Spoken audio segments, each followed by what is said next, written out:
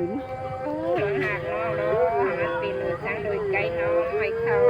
บ้าน โอ้พี่เดียวเนอะพี่น้องเนอะเก่งนะเนอะวันนี้พี่เดียว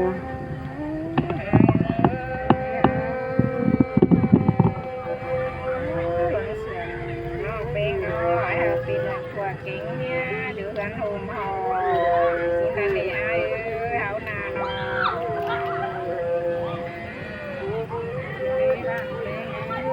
หลานเขาหักกันเมื่อไรกันเนาะนักเรียนนอนชอ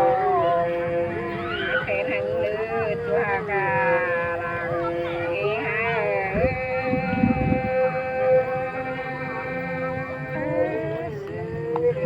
มาทางไปหักกันเมื่อไรกันเนาะนักเรียนพี่น้องเข็นไปมาหังลือคนสวงน้องเอ้ยฮะ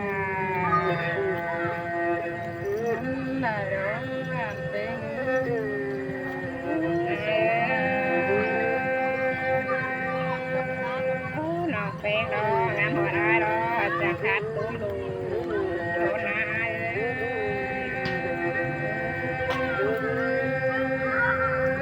หมุนผู้ดีบาดเลยนี่นะคืองานหัวดีจูรอโอ้น้องดานังกีบใจวันดอก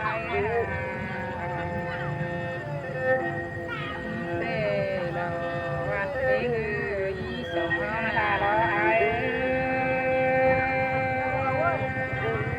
อยากตอบพี่ไอ้ดอหาเรียบจากคนเขา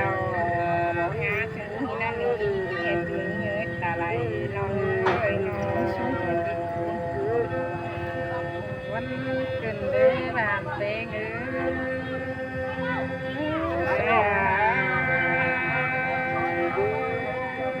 สิบาทจะงานเขา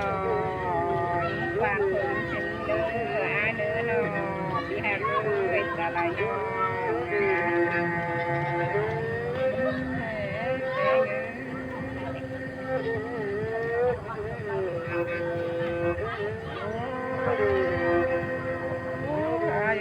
ส่งน้องเก่งซ้ำเมาหน้าพี่หักยิ่งหาคนเสียงน้อง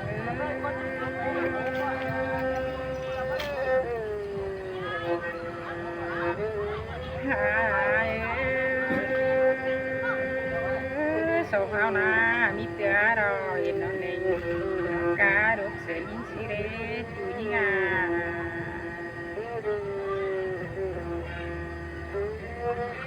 หักยิ่ง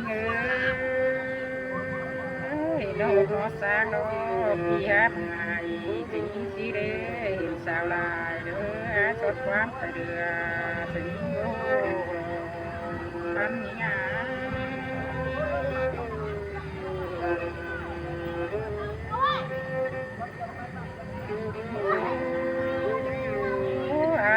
ยิ้มตัดยิ้มโกลายสาว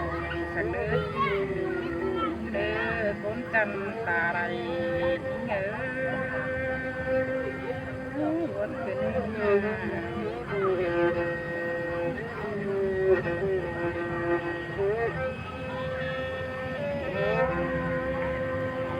จูหัดยิ่งหาบุญ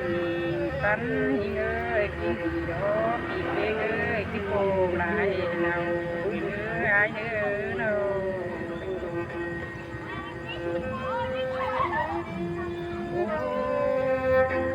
จูยิ่งเอ้ยเนาจูกีฬาเอ้ยกินโกลายฮันเอ้ยจูหัดยิ่งหาคนเสื่อมยิ่งหา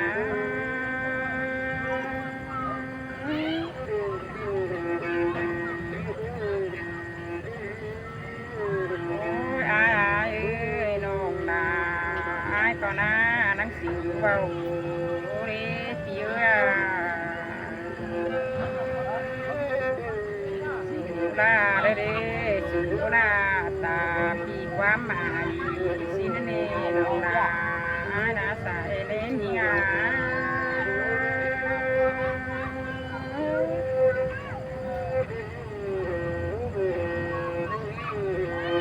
ว่าเอ้ยเขาเดี๋ยวพี่หักน้องนา ยังกินได้นะเส้นนี้เป็นเด้จุ๋ย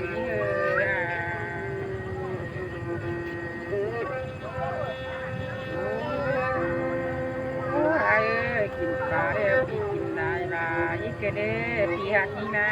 ตามจุ๋ยใช้หลังจังคือเด้น้องดายังวนเผยหน้า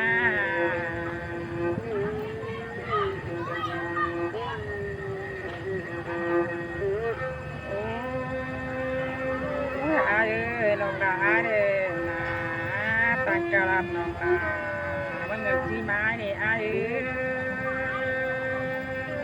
วนกันเลยนี่นะ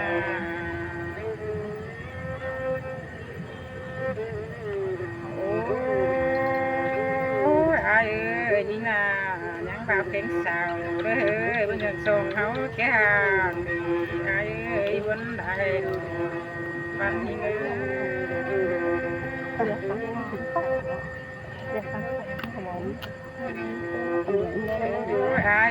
ส่งเขานามาได้มาตรงกลางเป็นคุณตรงกลางว่าจะเก็บซื้ออะไรใครนาจุฬานี่งามปันนี่เง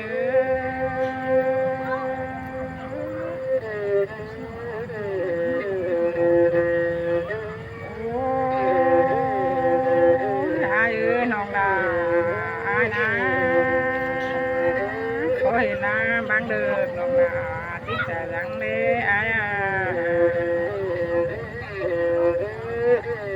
เห็นน้ำบางกำน้องดาจะกินเลยนะจูนี่เงคนเสื่อมเนื้อ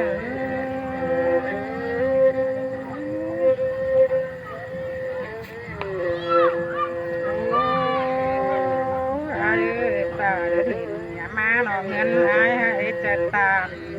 สินเนตานี่เงยเกี่ยนกาในสามนี่เงย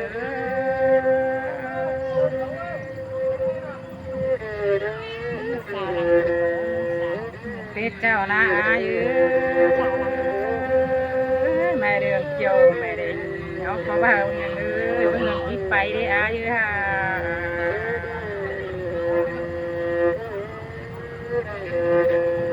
จุยเอ้ยตันจุลานะเบิ่งกับที่ปาราเสียเรียถ้าว่าเป็นสังพี่หักเอ้ยโน่ที่มาเรื่องดาเสียนอกเนื้อของจำตาไหล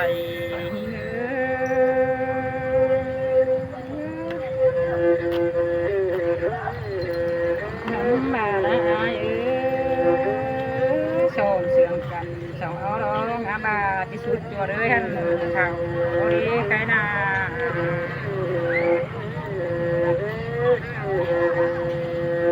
อยากกินเลยเมื่อเงินเพิ่มจะไปคิดไปเสียเลยพี่หักนี่ไง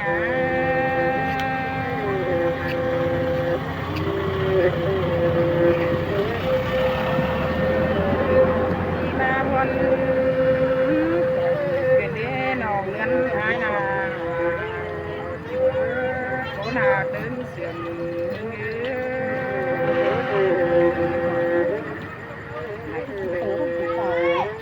ขาวแห้งนะพี่น้องเด้อน้องไหนเป็ดพูดก็แห้งเดี๋ยว หน่อยที่เนาะ ที่เราที่ไปชิ้นกันนะบ้าน ปึ๊ดเด้อ ไอ้นอนชิ้นเราไปชิ้นนี้กันหน่อ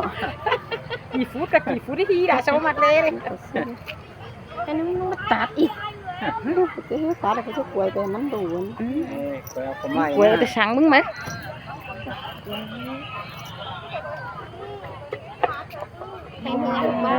gần rồi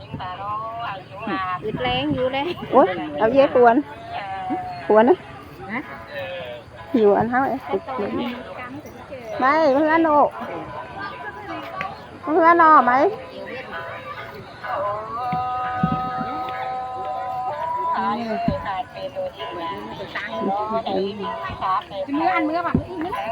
mình mượt của chiếc quầy đi mưa mưa ta nữa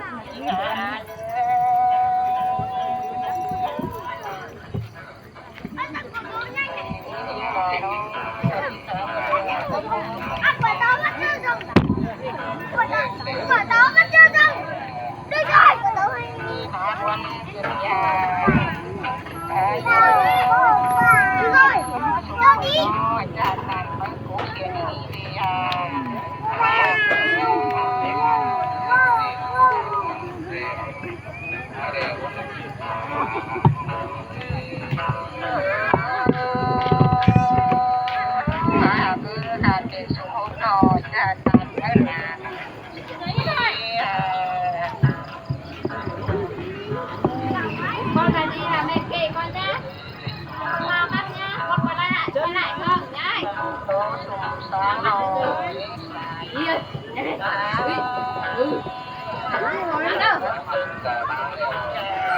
nhé mẹ đi đây yeah bye bye mẹ đi đây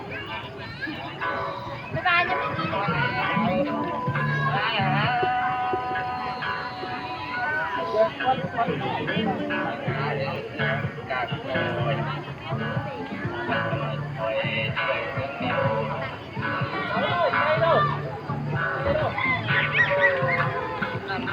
quá nhiều là ai là quán đi kia không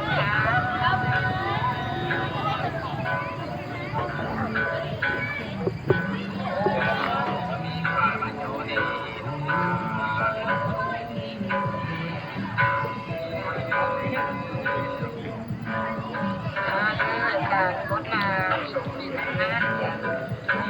ai học cứ nổi tiếng nó muốn chơi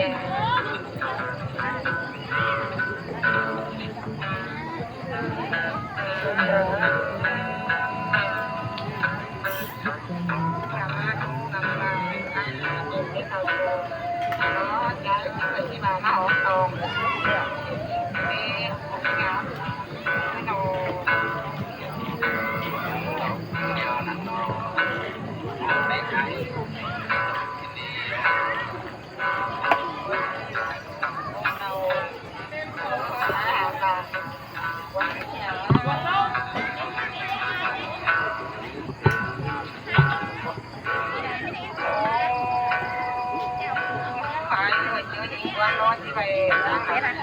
đi nhưng mà phù hợp với cái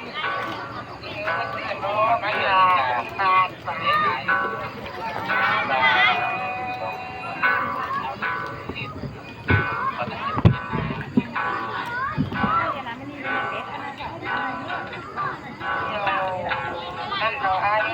quá đều chào